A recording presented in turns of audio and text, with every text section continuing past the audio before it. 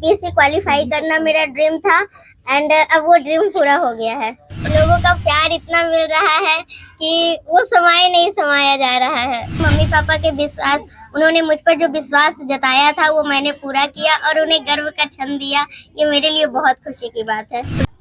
नमस्कार दोस्तों, स्वागत है हमारे YouTube चैनल जीके हम सफर पर।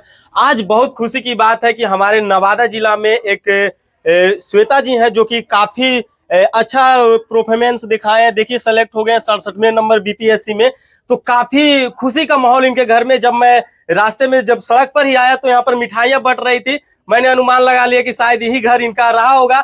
मैं अंकल से बात किया और सीधा एंट्री कर गया। देखिए, यहाँ पर बैठे हुए हैं लेकिन कद में छोटे हैं, लेकिन आप ये मत समझिएगा, माइंड से बहुत ही वैभव है, क्योंकि ये बहुत बड़े अधिकारी बन करके नवादा जिला में जाने माने अधिकारी बन करके उभर करके आए हैं। तो पहले स्वागत है आपका श्वेता जी। बहुत बहुत धन्यवाद। कैसा लग रहा है जब पहली बार आप इतने बड़े अधिकारी बन के आए? बहुत ही अच्छा लग रहा है, बहुत ही खुशी मिल रही है। बीपीएससी क्वालिफाई करना मेरा ड्रीम था एंड अब वो ड्रीम पूरा हो गया है।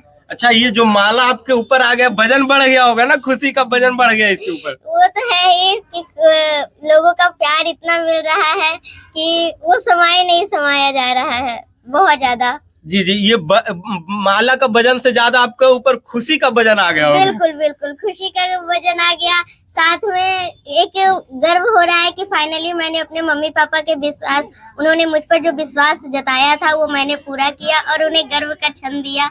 ये मेरे लिए बहुत खुशी की बात है। अच्छा, ये बताएं कि जो आपका प्रारंभिक शिक्षा जो है, प्रथम शिक्षा कहाँ से शुरुआत हुई थी? मेरी स्कूलिंग प्रारंभ में बचपन में मैंने सरस्वती विद्या मंदिर से की थी। फिर मेरा 10th और 12th सरकारी स्कूल नवादा के ही प्रोजेक्ट कन्या इंटर विद्यालय में हुआ था। फिर काशी हिंदू विश्वविद्यालय बीएचयू से मैंने ग्रेजुएशन किया और उसके बाद मैं बीपीएससी की तैयारी कर रही हूँ। तो कितना समय आपको लग गया बीपीएससी की तैयारी करते करते? कितने समय के बाद आपको सफलता हाथ लगी?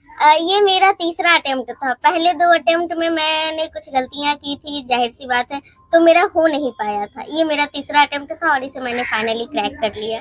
देखिए, समाज में बहुत सारे ऐसे मामले आ रहे हैं कि लड़कियों को जो है घर से बाहर पढ़ने के लिए भेजना नहीं चाहते। क्या कहेंगे उन लोगों को आप?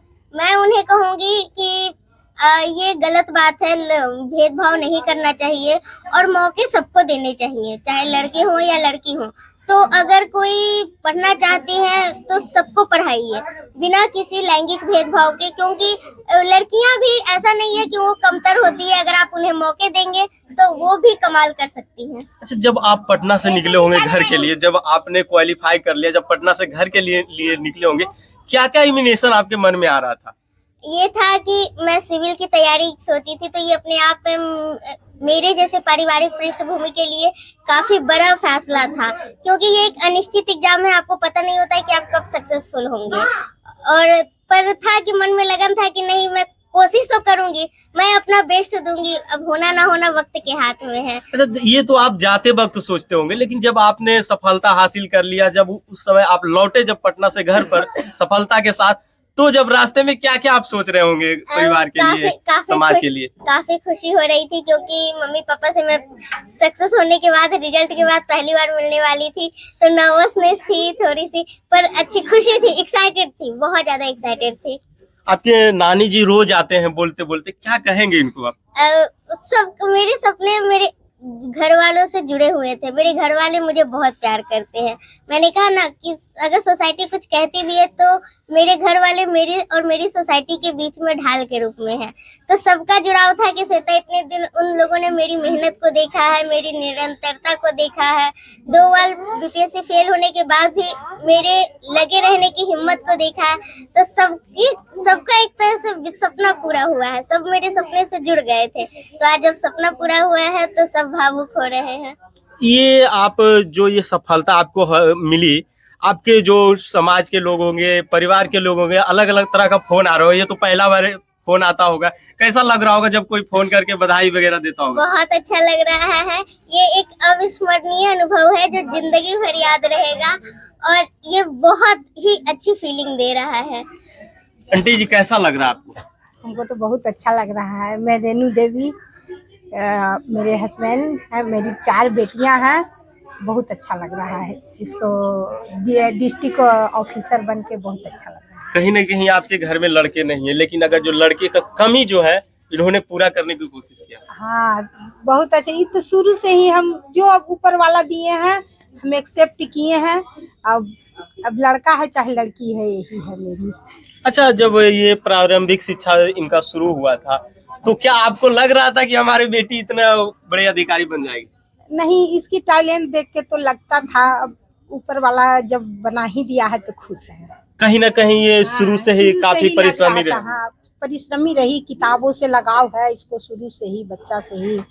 तो इसका टैलेंट देखते हुए बाहर हम भेजे, यहाँ तो पढ़ाए ही, बाहर भी बीए की BHU से, और उसके बाद फिर पटना भेजे, वहाँ प्री मेंस सब निकाल कर कंप्लीट किए। अच्छा, वहाँ आपका पढ़ाई का रूटीन क्या रहा होगा? बहुत सारे युवा जो है, लड़के हैं लड़कियां ये तैयारी कर रहे हैं, तो उनको थोड़ा सा अपना टिप्स दे दीजिए कि ये सफलता आपको हाथ लगी तो कैसे लगी और किस रास्ते पर आप चले?